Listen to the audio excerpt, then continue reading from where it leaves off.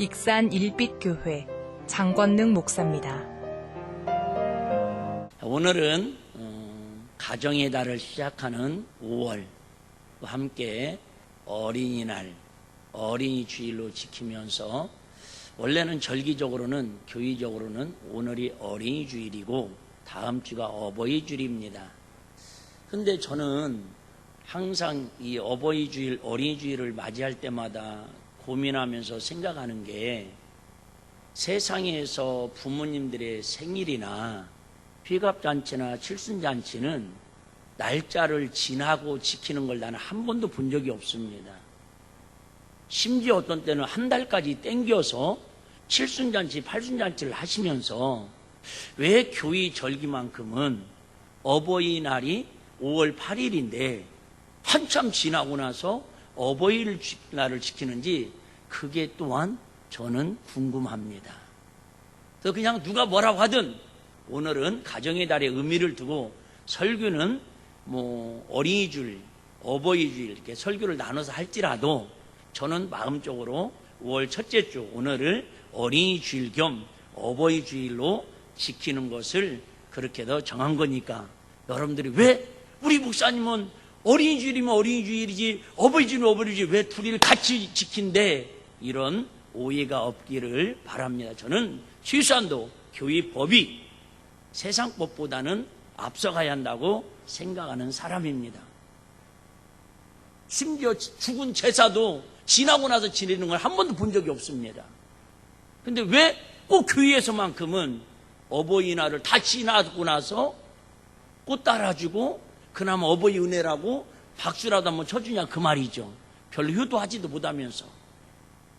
저의 애틋한 마음이니까 그렇게 하시고, 자 오늘 18절 마지막을 보니까 뭐라고 말씀하시냐면 18절 마지막에 보니까 형제들아 저희가 나와 너희 마음을 어떻게 하였으니 시원케 하였으니 그러므로 너희는 어떤 사람들을 알아주라? 이런 사람들을 알아주라. 이런 사람들이 어떤 사람이에요? 네. 세상 사람들의 우리의 마음을 어떻게 하는 사람? 시원케 해주는 사람. 자, 시원하다 이 말은 날씨가 추워서 쌀쌀해서 시원하다 이런 의미가 아니라 숨쉬기가 곤란했는데 호흡하기가 힘들었는데 공기가 아주 맑아져서 산소가 풍부해져 가지고 시원하다라고 고백할 때에 바로 여기에서 나오는 시원케 되었다라는 말을 쓰고 있습니다. 한마디로 말하면 산소 같은 사람이 우리들의 마음을 어떻게 하는 사람이다? 시원케 해주는 사람이라는 거예요.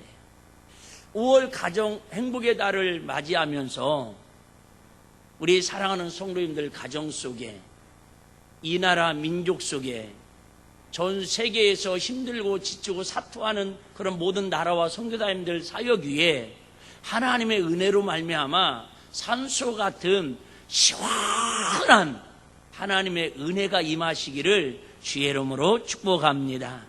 우리가 잘 아는 것처럼 지난주에 이천에 물류창고가 화재가 나가지고 38명의 사상자가 나서 모든 국민이 아파하고 힘들어하고 있습니다. 물론 불길로 인해서 화상을 입어서 이렇게 어려움을 겪은 분들도 있지만 대부분은 화재가 일어나면 유독가스로 인해서 질식을 해서 죽는 사람들이 많이 나올 수밖에 없습니다. 다시 얘기합니다. 우리가 살고 있는 이 대기권에는 공기라는 게 있어요. 공기가 있는데 이 공기 중에서 좋은 공기가 있고 나쁜 공기가 있어요. 주일학교 수준으로 한번 해볼게요. 자, 좋은 공기는 말 그대로 산소를 좋은 공기라고 얘기해요. 산소. 주로 산소에는 어디에서 나오지요?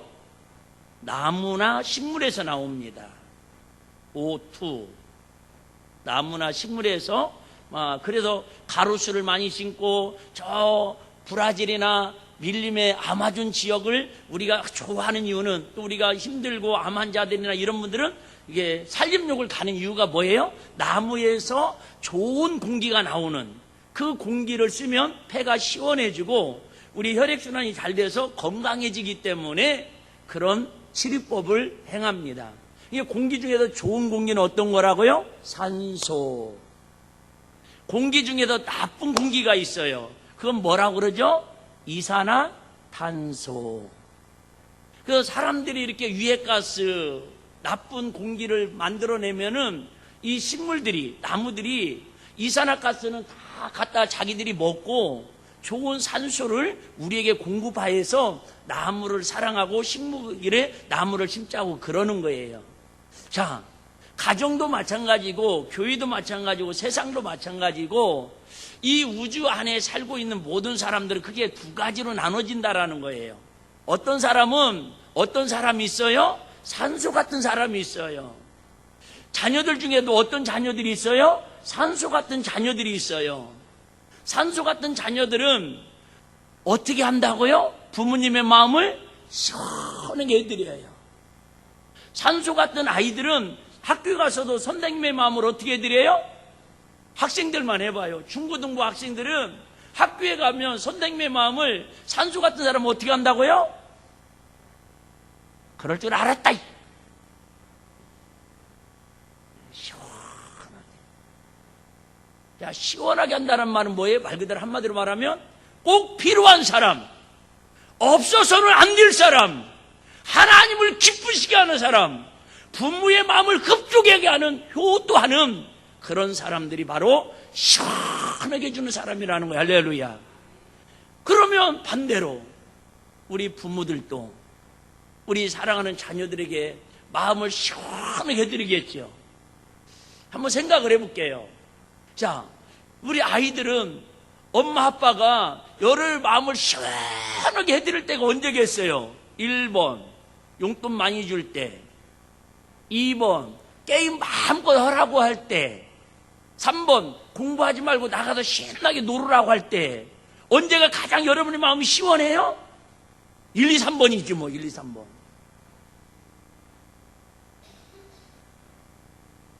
그래요. 성경에도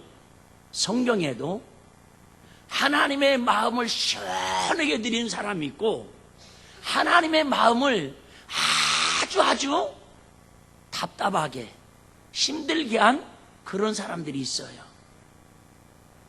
교회에서도 마찬가지죠. 목사님의 마음을 시원하게 해드리는 그런 성도들이 있어요. 누구처럼? 네, 여러분들처럼. 양심 있는 사람은 이따 회개하면 될 것이고. 근데 어떤 성도들은 목사님 마음을 아주 피를 말리게 하는 성도들도 있어요. 바꿔 얘기하면 우리 목사님은 성도들의 마음을 너무너무 답답하게 하는 그런 목사님이라고 생각하는 분도 있을 거예요. 근데 정말 바라고 원하긴 저는 여러분들이 한 달 동안, 일주일 동안 여러분들이 세상 속에서 힘들고 답답하고 어떤 삶을 살았든지 오늘 하나님 앞에 예배드리고 찬양하고 말씀 들을 때에 하나님의 마음을 통해서 저와 여러분들 마음이 시원해지는 은혜가 있기를 주의 이름으로 축복합니다. 시원한 가정, 행복한 가정, 시원함이 있는 교회, 행복한 교회, 시원함이 흐르는 폭포수 같은 나라, 하나님이 기뻐하는 나라, 행복한 나라인 줄로 믿습니다. 행복한 가정이 되려면 산소 같은 사람이 되어서 시원하게 서로와 서로의 마음을 시원케 해줄 수 있는 그런 공동체가 되어야 한다, 그 말입니다. 사람은 누구나 다 행복을 추구합니다. 행복하고 싶어 합니다. 그런데 어떤 유명한 철학자가 4가지를 얘기했는데 2가지만 제가 한번 말씀드리겠습니다. 어떻게 하면 우리가 산소같이 하나님의 마음을, 사람들의 마음을 시원케 해드리는 행복한 삶을 살 것인가?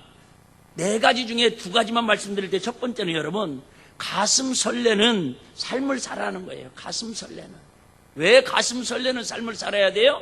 여러분, 오늘이라고 하는, 오늘은 오늘밖에 없기 때문에 한 번 한번 지나가면 다시 만날 수 없는 오늘이기 때문에 오늘 하루하루 이 시간을 순간순간을 여러분 정말 설레이며 기대하며 부푼 마음을 가지고 살아가는 귀한 은혜가 있기를 주의 이름으로 축복합니다.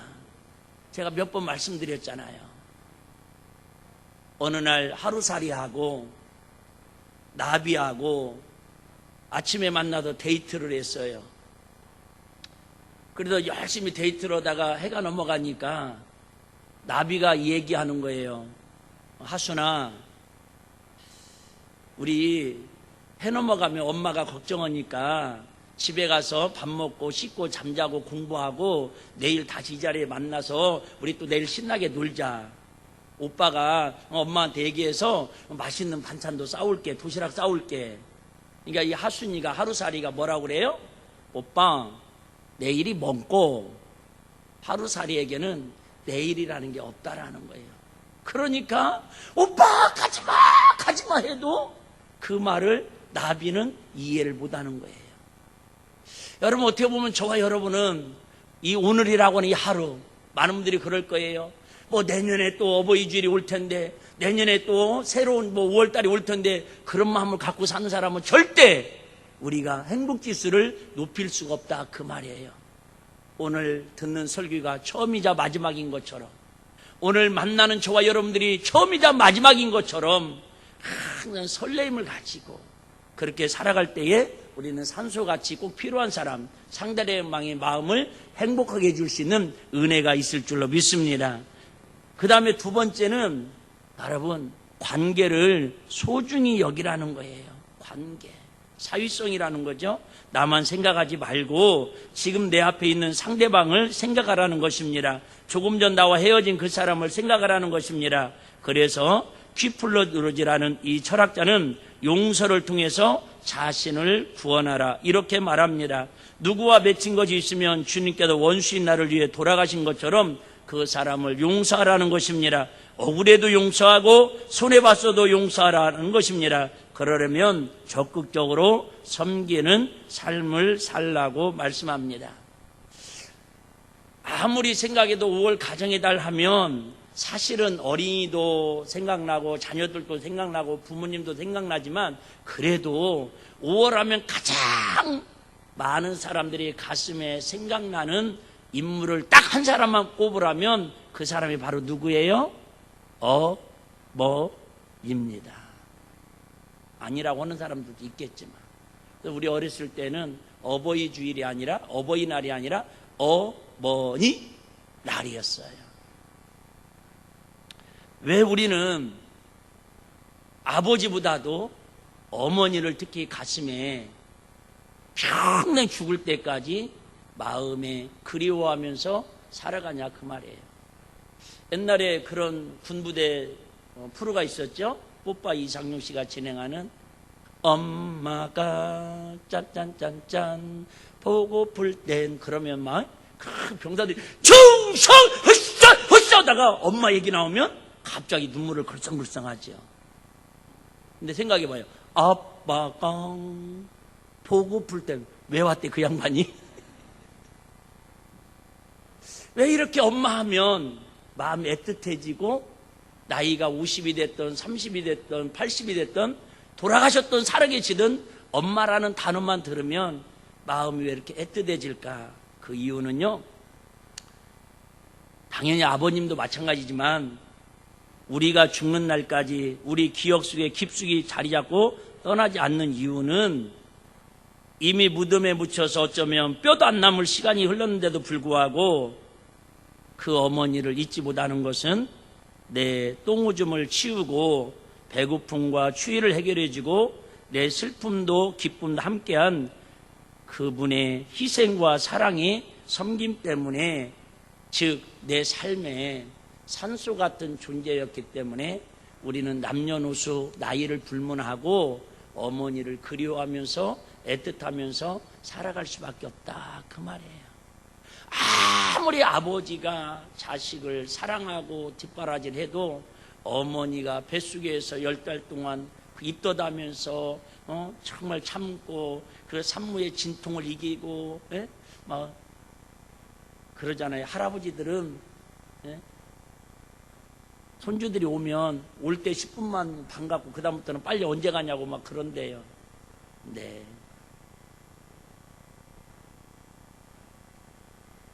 제가 서울에서 탁구방이라고 이렇게 합판으로 막은 집에서 자취를 하는데 신혼집이었나 봐요. 옆에 바로 방이. 근데 다 들려요. 막 듣기 싫어도 들려요.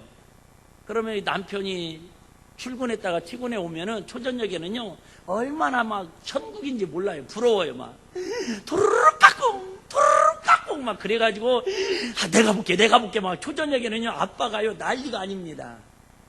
그러다가 10시 넘어져서 이제 아빠가 먼저 잠들잖아요. 그 애기들은 왜 꼭 자다가 말고 일어나서 우냐. 꼭 2시간마다 3시간마다 일어나가지고 울어요. 그러면 엄마가 막 달래죠. 왜 남편 또 아침에 일어나서 출근해야 하니까. 그러면 막 달래다가 나중에 계속 더 울어. 엄마가 달래면 그쳐. 계속 울지 말고. 막 계속 울면 새벽 12시, 1시 되면요. 이 남편이 나중에는 그래요. 제발! 애 좀 데리고 나가! 막 그런다? 그러면 그 아내는요. 알았어요. 미안해요. 하면서 그 추운 겨울에도 나가가지고 막 아기를 재우려고 애를 써요. 그게 뭐예요? 엄마의 마음이에요. 그런 사랑과 그런 섬김이 있었기 때문에 우리 철없는 아이들도 철없이 자란 사람들도 다 엄마의 섬김 때문에 사랑 때문에 애틋한 엄마의 마음을 담고 산다 그 말이에요. 물론 우리 자녀들이 생각할 때에 엄마는 나를 괴롭히는 역사적인 사명을 띠고 태어난 것처럼 잔소리하는 역사적인 사명을 띠고 태어난 것처럼 그렇게 느껴질지라도 표현 방법이 다를 뿐이고 여러분들이 이해를 못하는 방법이시지 어떤 이 땅에 있는 모든 엄마들은 다 자녀들을 그 사랑으로 사랑하는 걸 믿으시기를 바랍니다. 자, 왜 이런 말씀을 길게 이렇게 서론을 말씀드리냐면 지난주에도 고린도전서를 통해서 우리 그 전주에 말씀을 드린 것처럼 이 고린도 교회는 대도시입니다. 그러다 보니까 사업도 발달되고 사람들이 많다 보니까 말 그대로 개인주의와 이기주의가 팽배되어 있습니다. 흔히 우리는 옛날에 서울 사람들을 뭐라고 그랬냐면 서울 깍쟁이라고 그랬어요. 많은 분들이 지방에 내려오면 시골에 내려오면 모든 게 다 불편함에도 불구하고 딱 하나 좋은 게 있죠. 뭐가 있어요? 인심이 후하다라는 거예요. 서울에서는 자고 나면 고백하는데 시골에서는 와요 저 파 좀만 2개 좀 뽑아가도 될까요? 아이고 한 보따리 가져가요. 인심이 후하다라는 거죠. 그런데 이 고린도 교회가 아시는 것처럼 그렇게 교회가 성장하고 성도들이 막 힘이 있고 능력이 있고 유명한 사람들이 많이 모였는데 다른 여기서는 저번에 설명드렸는데 자꾸 교회가 시끄러워지는 거예요. 자꾸 교회가 행복하고 천국의 모형을 만들어 가야 하는데 자꾸 서로 자기 잘났다고 섬김과 사랑은 없어지고 싸우기 시작하는 거예요. 분쟁하는 거예요. 그 중에 하나가 뭐냐면 또 우리 목사님은 이거 글은 잘 쓰는데 책은 잘 쓰는데 설교에 말이 좀 어눌하다라는 거예요. 그래서 은혜가 안 된다라는 거예요. 그래서 목사님 좀 바꾸자라는 거예요. 이번 교회에. 우리 교회도 지금 2분이 지금 있는 것 같아요. 그렇게 힘들고 어려울 때에 오늘 본문에 보니까 3사람이 찾아오는데 그 3사람 중에 첫 번째 사람이 누구냐면 15절에 보니까 형제들아 스데바나의 집은 곧 아가야의 첫 열매요 또 성도 섬기기로 작정하는 줄을 너희가 아는지라 내가 너희를 권하노니. 여기 보면 스데바나 비슷한 이름이 있었죠. 사도행전에 스데반하고 이름이 같은 뜻의 이름이에요. 면류관이라고 하는. 이 스데반하고 하는, 그러니까 쉽게 말하면 바울 목사님이 생각을 해봐요. 결혼도 하지 않냐고 오직 복음 전하고 교회 세우고 선교하는 일에 그것도 성도들한테 부담을 주지 않으려고 낮에는 천막 일을 하고 밤에는 막 밤새도록 설교하고 기도하고 치유사역하고 이런 사역을 하는데 식사를 제대로 했겠어요? 잠을 제대로 잤겠어요? 그런 힘든 건 참겠는데 뭐는 못 참아요? 억울한 거 못 참는 거야. 목사님 가짜라고. 목사님 아무리 봐도 짝퉁인 것 같다고. 그럴 때에 스데바나라고 하는 아가의 지방에서 바울한테 첫 은혜 받고 그동안에 우상 숭배하고 세상이 전부인 줄 알고 돈이 전부인 줄 알고 성공과 출세가 전부인 줄 알고 살다가 바울이 전하는 예수 십자가의 복음을 받아들이고, 그래 내가 헛된 인생을 살지 말고 헛된 우상 숭배하지 말고 오직 예수 그리스도의 복음을, 하나님 나라를 바라보며 살아야지, 그렇게 결심하고 살아가고 있는데, 바울 목사님이 힘들고 어려운 상황을 처했다는 소식을 듣고 자기가 데리고 있는 17절에 보면 내가 스데바나와 부드나도와 아가이구에 온 것을 기뻐하노니, 즉 이 두 사람은 누구냐면 스데바나 집에 살고 있는 어떻게 보면 종이의 종, 머슴, 일꾼. 지금은 우리가 일꾼이라고 하면 그 당시에는 그냥 노예입니다. 노예, 머슴. 이 두 사람을 데리고 바울을 찾아와서 뭐라고 얘기하면, 그 세 사람이 찾아왔는데 그 찾아온 것을 뭐 하노니? 기뻐하노니 저희가 너희의 부족한 것을 뭐 하였습니라? 보충하였습니다. 자, 시간이 많이 없으니까 간략하게 정리하겠습니다. 행복한 가정을 이루기를 원하시고 정말로 믿음으로 우리 사랑하는 자녀들이 자라서 하나님 앞에 기쁨이 되는 자녀가 되고, 우리 부모님들은 하나님 앞에 우리 사랑하는 자녀들한테 어디를 가든지 속이 시원한 산소 같은 삶을 살려면 첫 번째는 여러분, 누군가를 예수님의 사랑을 가지고 지극히 섬길 수 있는 은혜의 마음이 가득하시기를 주의 이름으로 축복합니다. 그래요, 여러분. 그 예수님이 우리에게 주신 첫 번째 마음은 섬기는 마음이에요. 아까 말씀드렸잖아요. 엄마들이 그렇게 자녀를 비울 때든 울 때든 아플 때든 힘들 때든 자기들은 먹을 거 먹지 못하면서도 자녀들을 사랑 플러스 뭐하는 마음으로? 섬기는 마음으로 자녀들을 사랑하니까 평생 그 마음을 기억하고 산다, 그 말이에요. 여러분, 사랑은 뭐 없이는 이루어질 수 없다고요? 온전한 섬김이 없으면 이루어질 수 없습니다. 우리 부모님들도 조금 말이 어폐가 있을 수도 있지만 우리 자녀들을 단순히 사랑으로만 대하지 마시고, 그래 우리 아이들을 내가 주님의 마음을 가지고 섬기는 마음으로, 우리 아이들을 내가 잘 예수님 섬기듯이 섬기는 마음으로 그 아이들을 사랑으로 섬길 때에 그 아이들을 통해서 틀림없이 가정이 천국이 이루어지고 그들이 자라서 사유에 꼭 필요한 산소 같은 사람이 되고 하나님의 마음과 사람들의 마음을 시원케 하는 믿음의 주인공들이 될 줄로 믿습니다. 두 번째는 여러분, 정말 산소 같은 사람은 어떤 사람이 되어야 하냐면 서로 기쁨을 줄 수 있는 사람이 돼야 돼. 할렐루야. 사랑이 뭐냐? 어떤 분이 그런 얘기를 하는데 저도 잘 안 되더라고요. 사랑이 뭐냐? 좋아하는 거, 원하는 거 해주려고 하기보다도 상대방이 싫어하는 거 하나 안 하고 고치는 게 더 큰 사랑이래요. 아, 진짜 이게 좋은 말 같은데 잘 안 되더라고요. 이론적으로는 알겠는데. 진정한 사랑이 뭐라고요? 상대방이 기뻐하는 일, 상대방이 원하는 일 잘 해주는 것도 중요하지만 상대방이 싫어하는 걸 내가 고쳐서 상대방이 원하는 대로 섬기고 사는 것이, 그게 바로 가정천국, 우리가 부모 자녀 간에 행복할 수 있는 지름길이라고 말씀하고 있습니다. 그 다음에는 뭐라고 했어요? 산소 같은 사람은 어떤 마음을 갖고 살아야 한다고요? 서로 부족한 것을 보충하였습니다. 그래요. 많은 부모들이 오해하고 착각하는 게 있어요. 자녀들을 자기의 부족함을 채우는, 자기의 원한을 채우는, 자기의 이루지 못한 꿈을 대신해서 이루게 하는 그런 소유물로 착각하는 분들이 참 많습니다.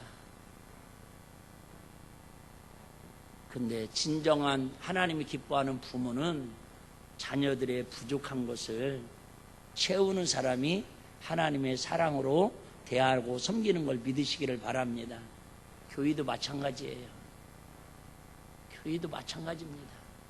거룩한 직분자들을 통해서 교회의 허물과 목사님의 약점을 보는 눈을 갖고 살면 단호히 말씀드리지만 여러분은 평생 하나님 주신 기쁨과 행복은 누릴 수 없습니다.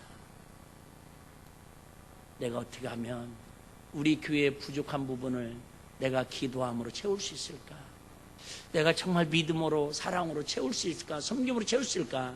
그런 마음으로 교회를 섬기고 주의 종을 섬기고 나라와 민족을 섬길 때에 이 나라 이 민족과 교회는 하나님 기뻐하는 천국이 이루어질 줄로 믿으시기를 바랍니다. 꼭 기억하십시오. 자녀들은 나의 부족함을, 나의 한을 대신 채우는 존재들이 아니라 부모가 자녀들의 부족함을 뭐를 채워줄 것인가, 어떻게 부모가 자녀들을 기쁘게 해주고 섬길 것인가, 사랑으로 그 마음을 갖고 대할 때에 그 자녀들은 틀림없이 믿음 안에서 부모 마음을 헤아려서 부모님의 속을 시원케 해드리는 효도하는 자녀들이 될 줄로 믿습니다. 자꾸 내 부족함을 채우려고 하지 말고 상대방의 부족함을 채우려고 하자, 그 말이에요.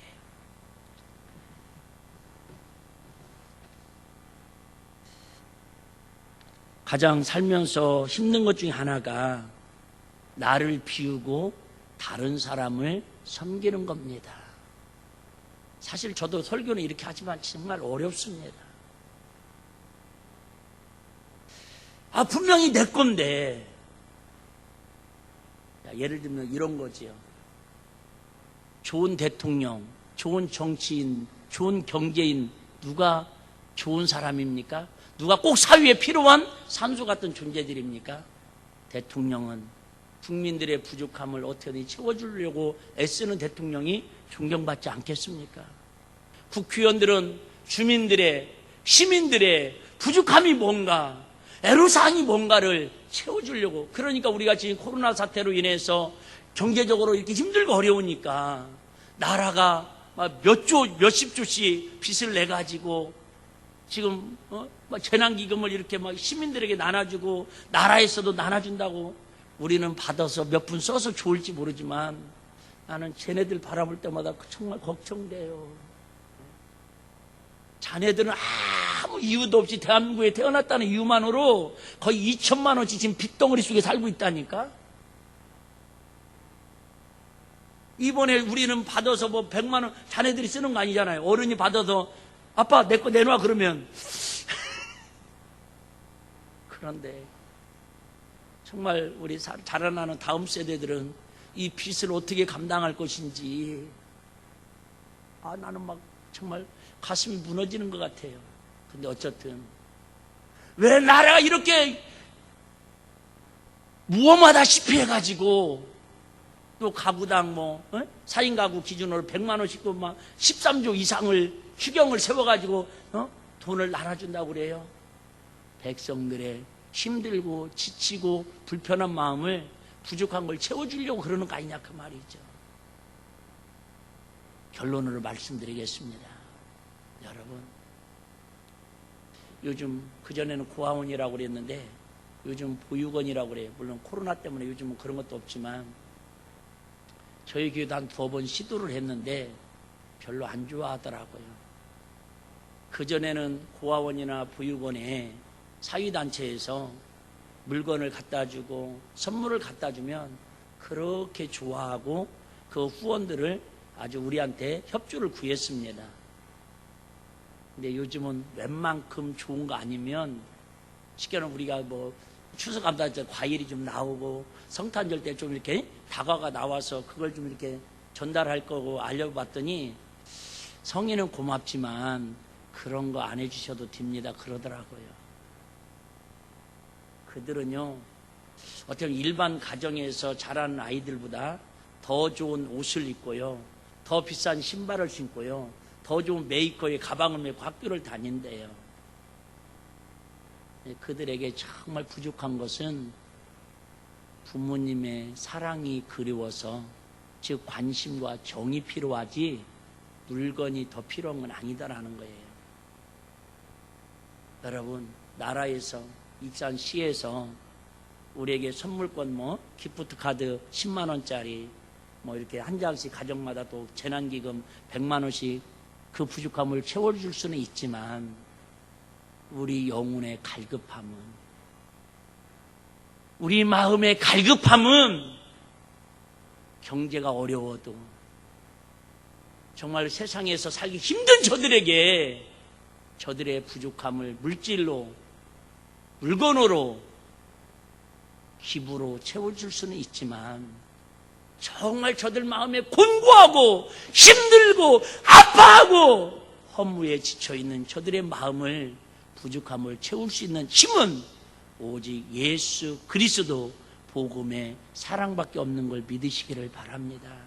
세상의 모든 거 다 만족하게 채워져 있어도 산소가 없으면 죽는 것처럼 세상의 모든 거 부족함이 없이 다 가진 것 같지만 그 영혼 속에 예수가 없으면, 그 가정 속에 예수가 없으면, 그 모임 속에 예수가 없으면 공기 중에 나쁜 이산화탄소가 생겨가지고 화재가 나서 유해가스로 질식해서 사람은 멀쩡한데 숨을 못 쉬고 죽어가는 것처럼 지금 우리가 멀쩡하게 살아 움직인 것 같고 큰소리치고 떵떵거리고 살아가고 있는 것 같지만 실상은 저들 속에는 하나님의 산소 같은 예수의 생명이 없어서 죽어가는 것을 우리가 영안이 열려져서 우리 사랑하는 젊은 학생들, 우리 사랑하는 주일 학생들이 어린이날이라고 막 선물 받고 컴퓨터 바꾸고 핸드폰 바꾸고 와 신난다고, 내가 부족한 걸 체험을 받았다고, 어버이날 자녀들한테 선물 받았다고, 용돈 받았다고, 나의 부족함을 채웠다고 기뻐하기 전에 과연 나는 누군가에게 저들의 영혼에 부족한 예수의 생명을, 예수의 사랑을 이번 5월 가정의 달을 통해서 우리 가정에 예수의 사랑을 어떻게 채울 것인가, 이 설교하려고 하는 것이지 제가 무슨 여러분 다른 얘기 하려는 게 아니잖아요. 목사는 여러분들 마음에 부족한 거 돈 못 채워드려요. 우리 학생들이 원하는 거 명품 저는 못 사줘요.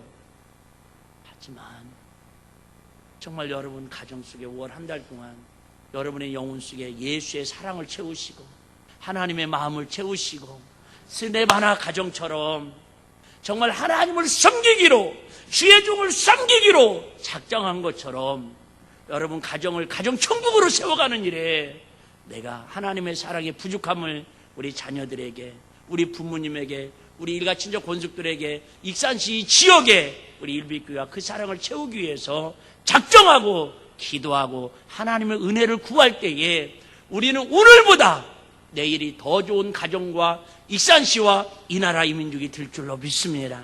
어떤 분이 그런 얘기를 했대요.